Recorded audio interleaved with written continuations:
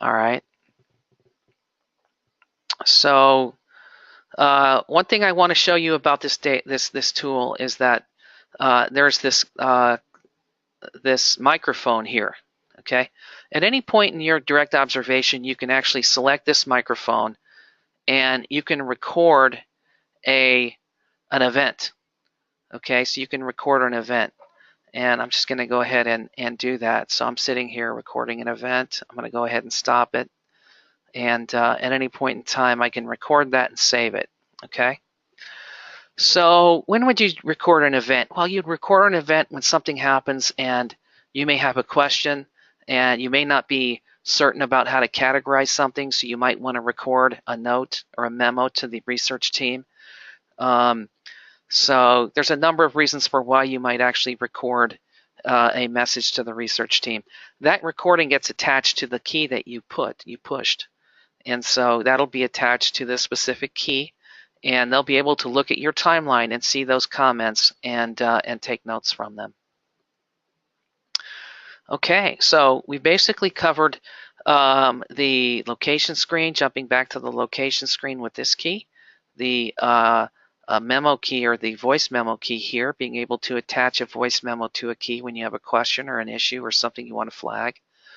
The other thing that you can do is you can actually flag an activity as well, and you can do that by hitting this key right here. This allows you to flag an activity. When you flag an activity, all it does is just marks the activity in the record, and so it will help the research team. It might help them to see something that may have occurred, but it just gives you the ability to kind of flag something in case you wanted to highlight, some part of your direct observation. Okay, so the other thing I wanted to tell you is that the activity screen actually is bigger than one screen. So typically there are two screens that exist on this activity screen, and on the second screen here we have these counters. These counters are not timed. Okay, so if you click on a counter, for example, if I admit a patient, it just counts that as an event, and it inserts it into the record for when that patient admission took place. If the nurse discharges a patient, we can select that and it counts it, and it puts that in the record.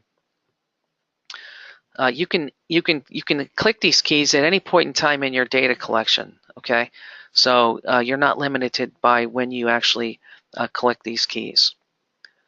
The other thing I wanted to tell you about these two down here at the bottom, these interruption keys. This interruption key collects some additional information. So let's say, for example, that nurse is working and they're in the patient room like they currently are, and they're doing a hand washing event. So I'm going to watch that hand washing event. I'm going to record that. And as they complete that hand washing event, someone walks up to them and interrupts them. Okay, so I'm going to record that interruption by clicking the interrupted by somebody key. And here I can basically record who that person was that did the interruption. I can record how the interruption was done. And I can also record why the interruption occurred. Okay, so we get a little bit more information on the interruptions that are occurring here with these keys. All right. When you enter any of these counters here, you're just gonna, and you're done, you're gonna come over here and just keep going right where you left off. Okay. So, the last thing we did was hand washing. Let's say at the end of this interruption key, we're going to select that the nurse was communicating with part of the care team. We'll call this a interdiscipline communication. Okay, and now the nurse is going off to do other work. All right, let's say the nurse goes from here into the nourishment station or the kitchen. So to do that, we're going to watch the nurse as they leave the patient room. As soon as they walk out of the patient room, we're going to hit the location key. Okay, we're going to observe them. We don't know where they're going, so we have to observe them. As soon as the nurse walks into the kitchen or pantry, we're going to go ahead and click that kitchen pantry screen. And this gives us the list of activities the nurse is doing in the kitchen or pantry.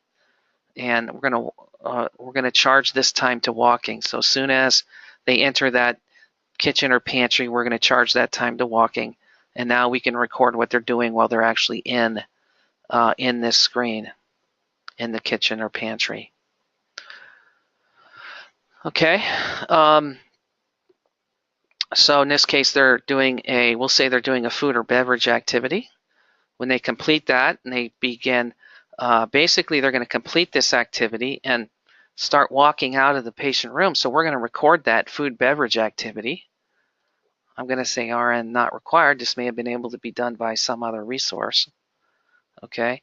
And again, they're leaving the kitchen pantry. So I'm going to jump back over to the location screen and I'm going to observe where they're going. Let's assume they go back to a patient room. So as soon as they walk in that patient room, I'm going to click on patient room. I'm going to charge that time to walking. Okay. And then I'm going to observe what they're doing. And as they're doing it, I'm going to go ahead.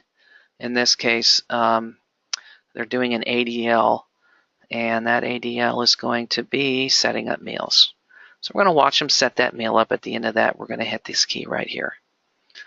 Okay. Some of these keys have additional information. For example, ADLs had asked the nurse if an RN was required to do that, or could this have been done by a CNA or somebody else. In this case, we're going to say the RN is not required.